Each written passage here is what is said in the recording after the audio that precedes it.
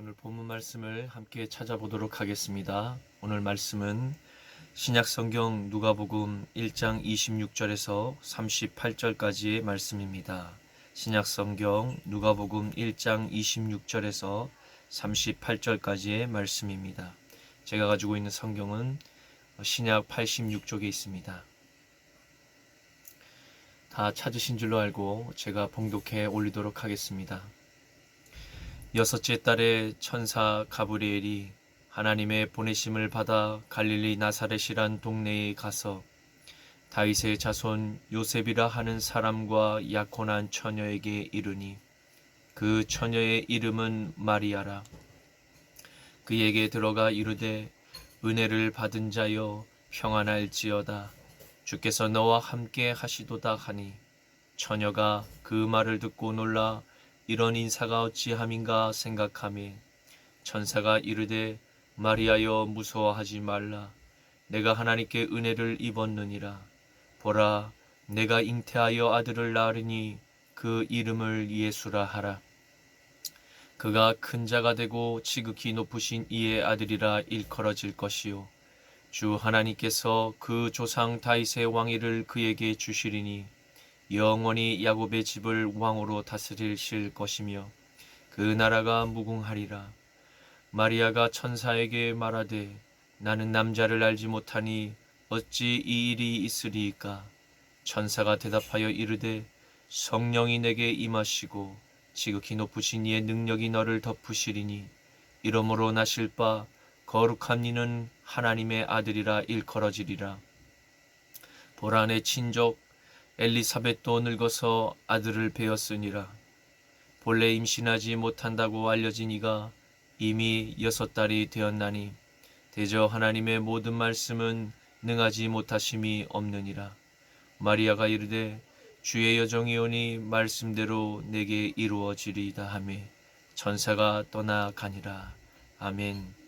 오늘 저는 본문 말씀을 가지고 예수님 탄생의 비밀이라는 제목으로 함께 말씀의 은혜를 나누고자 합니다. 오늘 말씀은 하나님께서 세상의 어두운 죄악으로 인해 영원한 지옥불의 심판을 받을 수밖에 없는 죄의 노예들을 해방시키시고자 자신의 하나뿐인 아들 예수를 메시아로 보내시기 위한 역사적인 사건의 준비를 하나님의 종 가브리엘 천사장을 통해 역사하시는 이야기입니다. 우리는 오늘 갈릴리 나사렛 마을 출신의 어여쁜 한 숙녀를 주목하게 될 것입니다. 하나님의 사자 가브리엘에게 대하는 그 숙녀의 지혜로운 태도 속에서 그리스도인의 올바른 신앙인의 모습을 깨닫고 우리도 그와 같은 모습을 본받아 하나님께 은총을 받는 은혜의 시간이 될 수 있기를 주님의 이름으로 축복합니다. 하나님의 종 천사 가브리엘이 하나님으로부터 큰 임무를 부여받고 이스라엘 갈릴리 지역의 나사렛이라는 작은 동네로 보냄을 받게 되었습니다. 그것은 하나님의 전적인 계획하심 속에 이루어진 구원의 서막이었습니다. 거룩한 큰빛, 저주받은 이방인의 땅, 같은 동족들의 손가락질과 혐오의 주체가 된 땅, 이방인과 이방 문화의 혼합주의가 가득한 더불어 불화의 땅에 오늘 하나님의 구원의 빛이 비추게 된 것입니다. 이는 선지자 이사야를 통하여 하신 말씀을 이루려 하심이라.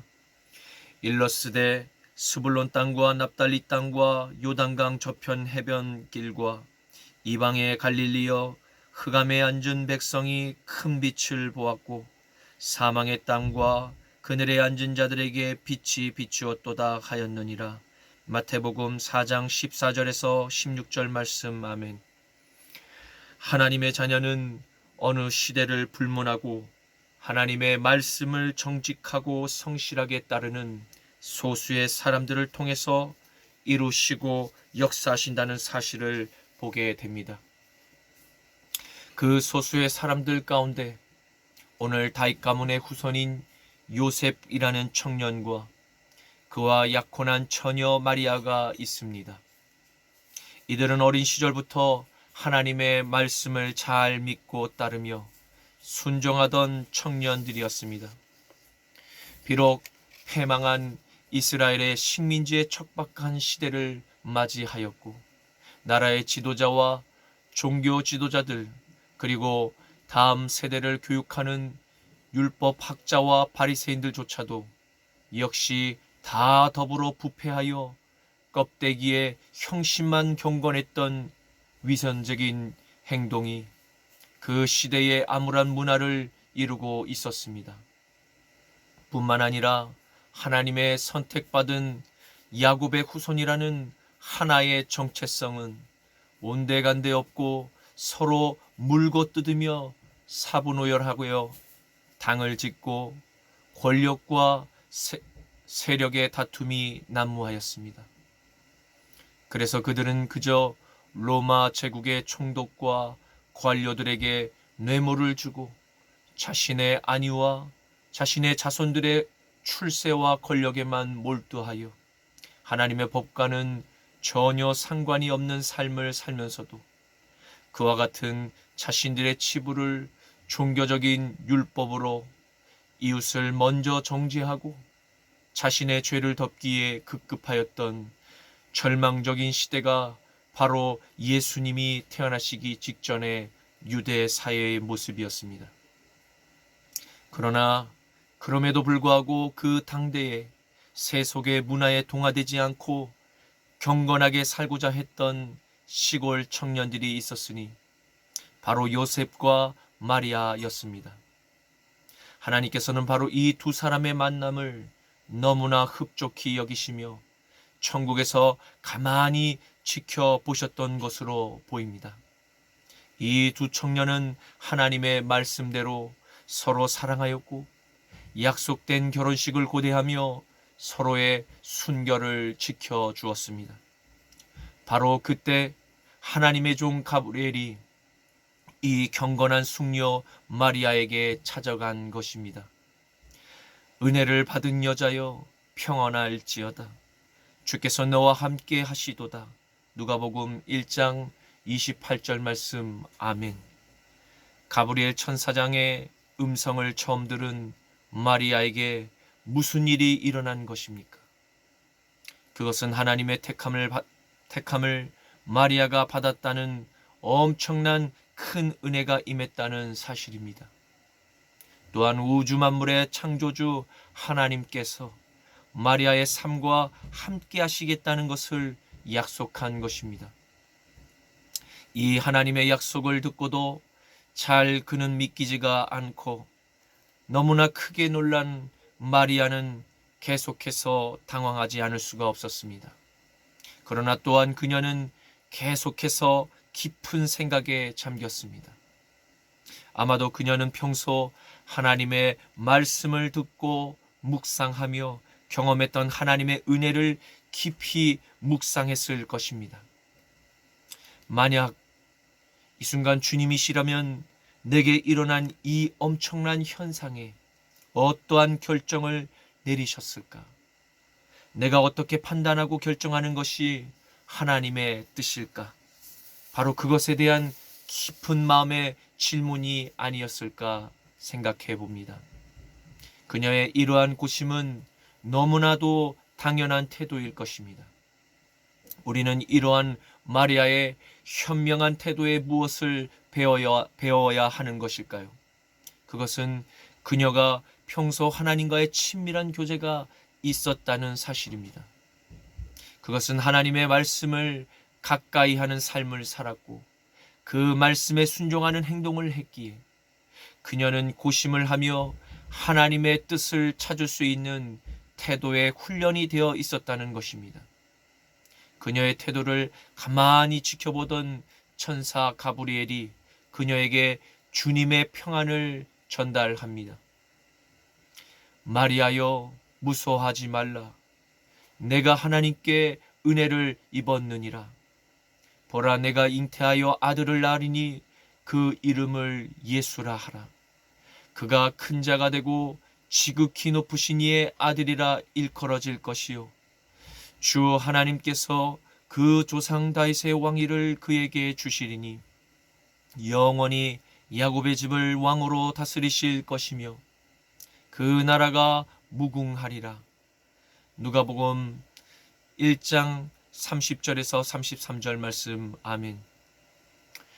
왜냐하면 마리아가 하나님의 특별한 은혜를 입었기 때문입니다. 하나님께 특별한 은혜를 입었다는 의미가 무엇입니까? 그것은 하나님께서 인류의 시작과 끝나는 시점까지의 구속사의 시간 속에서 아주 특별하게 하나님의 역사책에 영원히 기록될 은총을 마리아가 입었다는 것입니다. 이와 같은 은총을 받은 성경의 인물들은 각 시대마다 노아와 아브람과 요셉과 기드온과 한나와 그리고 다윗 등을 예로 들 수 있을 것입니다. 이들 모두가 하나님의 역사책에 기록되어진 역사의 주인공들이었습니다. 여러분들은 오늘을 살아가는 이 마지막 때에 주인공들로서 기록되어질 것을 소망해 본 일이 없으십니까? 바로 하나님의 역사책에 영원히 기록으로 남겨질 바로 그 주인공의 삶을 말입니다.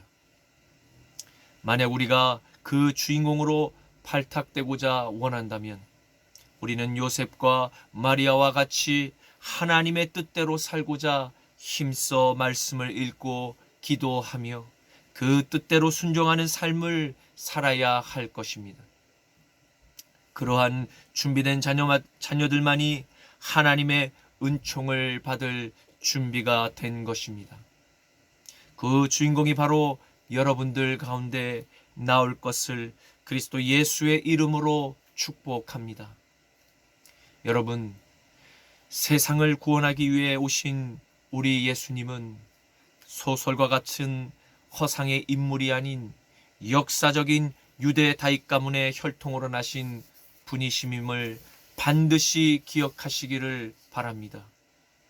또한 예수님은 하나님의 아들이시자 초자연적인 성령 하나님의 능력으로 마리아의 몸에서 출생했다는 출생의 비밀을 오늘 우리는 자세히 살펴보고 있는 것입니다. 바벨론으로 사로잡혀간 후에 여고냐는 스알디엘을 낳고 스알디엘은 스룹바벨을 낳고 스룹바벨은 아비웃을 낳고 아비웃은 엘리야김을 낳고 엘리야김은 아소르를 낳고 아소르는 사독을 낳고 사독은 아킴을 낳고 아킴은 엘리웃을 낳고 엘리웃은 엘르아사를 낳고 엘르아사는 마단을 낳고 마단은 야곱을 낳고 야곱은 마리아의 남편 요셉을 낳았으니 마리아에게서 그리스도라 칭하는 예수가 나시니라. 그런즉 모든 대수가 아브라함으로부터 다윗까지 열네되요 다윗부터 바벨론으로 잡혀갈 때까지 열네되요 바벨론으로 사로잡혀간 후부터 그리스도까지 열네되더라. 마태복음 1장 12절에서 17절 말씀. 아멘. 가브리엘은 마리아의 이름을 알았으며 그녀의 이름 마리아를 부르며 그녀에게서 태어날 하나님의 아들의 이름까지 예수로 명명할 것을 당부합니다. 그 이름의 뜻은 여호와가 구원하신다는 것이었습니다. 하나님이 세상을 이처럼 사랑하사 독생자를 주셨으니 이는 그를 믿는 자마다 멸망하지 않고 영생을 얻게 하려 하심이라.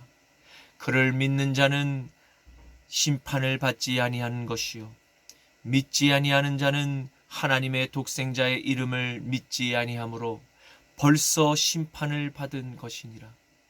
요한복음 3장 16절 18절 말씀. 아멘. 여러분, 우리는 바로 이 세상을 구원하실 예수님을 구주로 영접한 자녀들로서 언제든지 주님께서 천사들의 나팔소리와 함께 호령하는 큰 음성으로 다시 이 땅에 오실 때 그 주님을 간절히 기다리는 신부의 태도로 늘 우리의 삶이 정결한 신부로서 준비가 되어 있어야 하는 것입니다. 바로 그러한 태도로 아기 예수님을 기다릴 때 우리는 성탄절을 어떠한 태도로 맞이해야 하는 것인지를 요셉과 마리아의 경건한 모습에서 배울 수가 있는 것입니다. 그 아기 예수님은 우주 만물 가운데서 가장 높은 히스투스 주님으로 영원한 하늘의 예루살렘 성의 왕으로 등극하시어 영광을 받으셨습니다. 바로 여러분과 저는 그 왕국의 자녀들이자 그 왕의 상속자들인 것입니다. 이 얼마나 기쁜 소식입니까? 예수님을 구주로 영접하기만 하면 세상의 어느 누구라도 차별이 없이 하나님의 상속자로 삼아 주시겠다고 약속하신 것입니다. 이 축복의 약속을 우리만 누려서야 되겠습니까? 너희는 다시는 무소하는 종의 영을 받지 아니하고 양자의 영을 받았으므로 우리가 아빠 아버지라고 부르짖느니라. 자녀이면 상속자 곧 하나님의 상속자요 그리스도와 함께한 상속자니 우리가 그와 함께 영광을 받기 위하여 고난도 함께 받아야 할 것이니라. 로마서 8장 15절 17절 말씀. 아멘. 이제 말씀을 맺겠습니다. 우리는 오늘 하나님께서 가브리엘 천사에게 명령한 수태고지를 살펴보며 아기 예수님의 탄생의 비밀을 알게 되었습니다.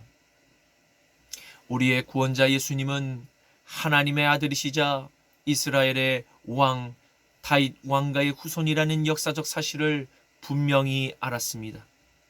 그리고 타락한 세상의 문화 풍조 속에서도 신실한 하나님의 소수의 사람들이 언제라도 존재하였으며 하나님께서는 바로 그와 같은 사람 요셉과 마리아를 통해서 인류를 이끌어 가신다는 진리를 발견하게 되었습니다.